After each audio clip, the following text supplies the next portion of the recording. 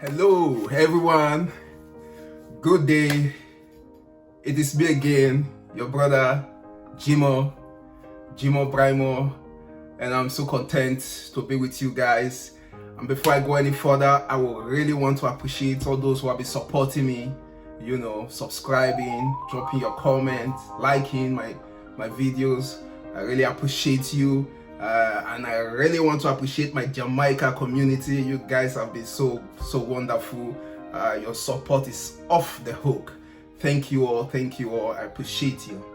So today I want to talk about my life. I want to talk about the dark moments of my life, the times when I went through some suffering and some hard time.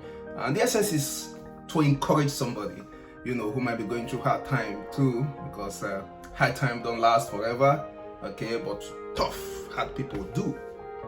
Okay, so we were doing well. My dad was working with the Nigerian Airways and my mom was a classroom teacher, so yeah, we were doing pretty fine. I remember my dad had the latest car, which is a Lada is a BMW product.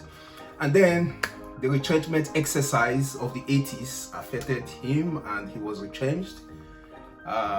Left. So my mom was the only one who was sustaining the family. And then he went abroad for greener pastures, and then we lost contact with him. As if that wasn't enough, my mom fell sick for a long time and she was in the hospital, and then we were left alone to fend for ourselves. So how did we survive? So to survive, then we used to have this there's a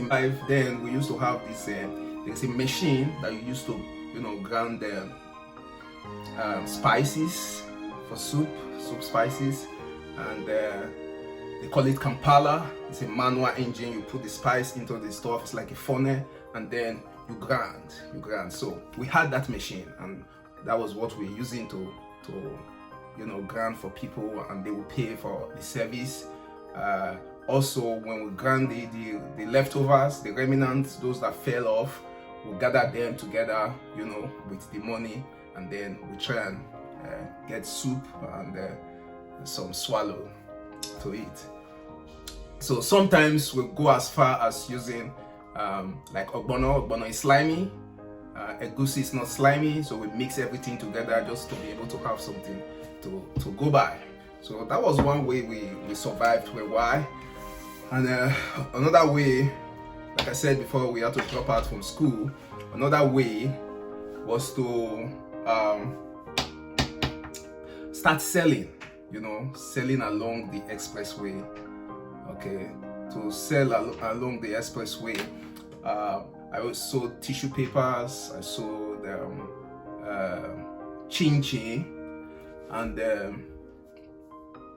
to do that, it's not like normally you buy from the person selling, and then when you sell you get your gain. But we are good enough, lucky enough to see somebody who was willing to give us, and then when we sell, the profits that we make is not what we eat using feeding.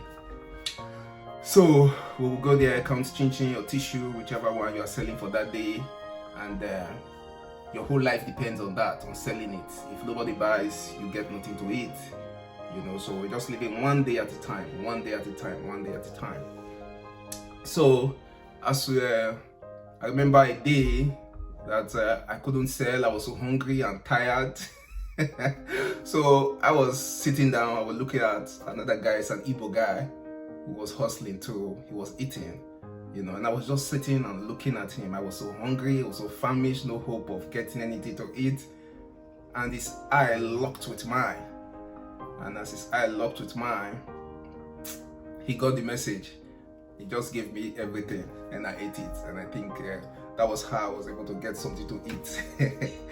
That's how I was able to get something to eat that day. And yeah, life goes on. The next day we'll come again, count, tissues, count chin, and then get on the road and start selling.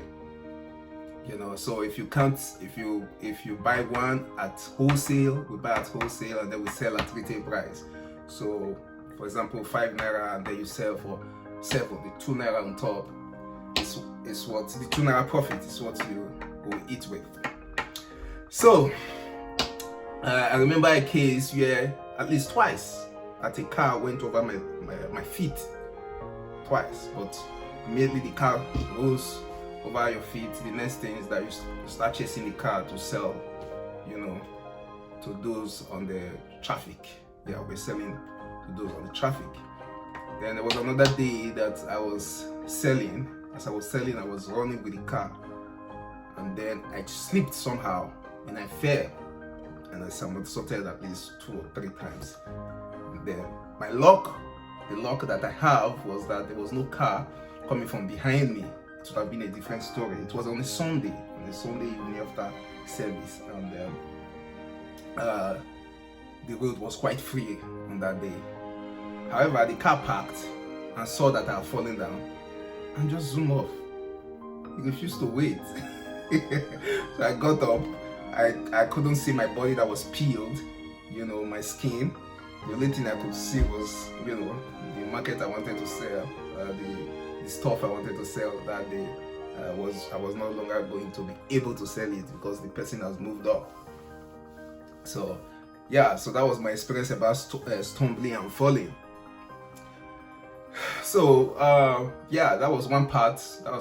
Then there was another time I was in the university and I was so sick. I had chronic malaria. Mosquito have been feeding on me and I have not been paying attention, So all of a sudden the whole thing accumulated and it was diagnosed as chronic malaria.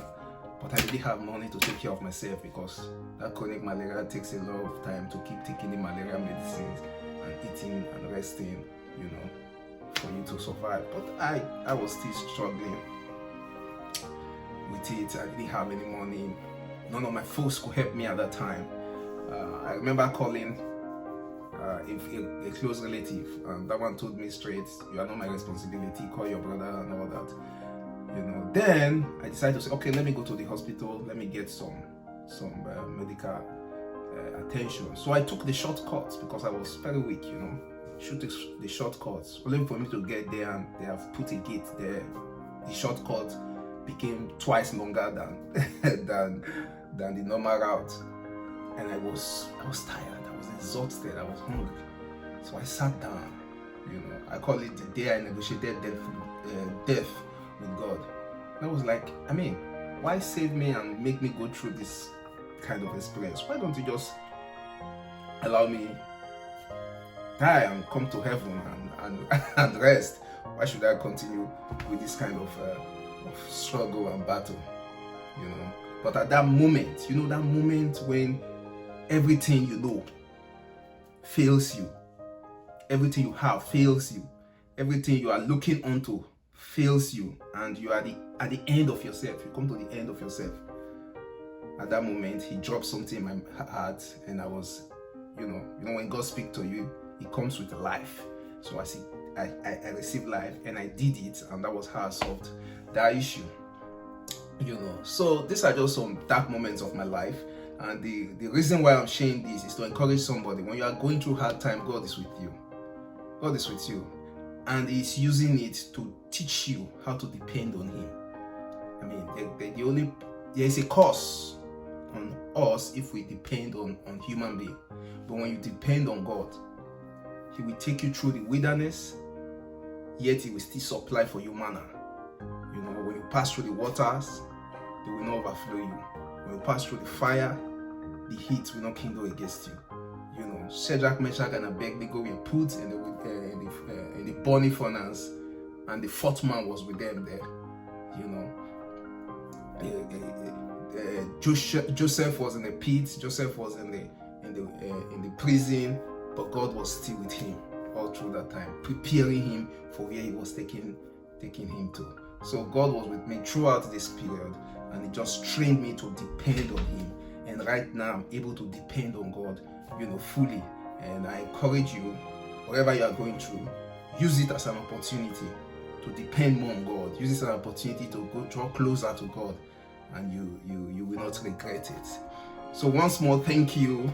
If you like what I've shared, if you like what I've said, go ahead, click the like button, subscribe, and for me, it Peace. Bye bye. Thank you.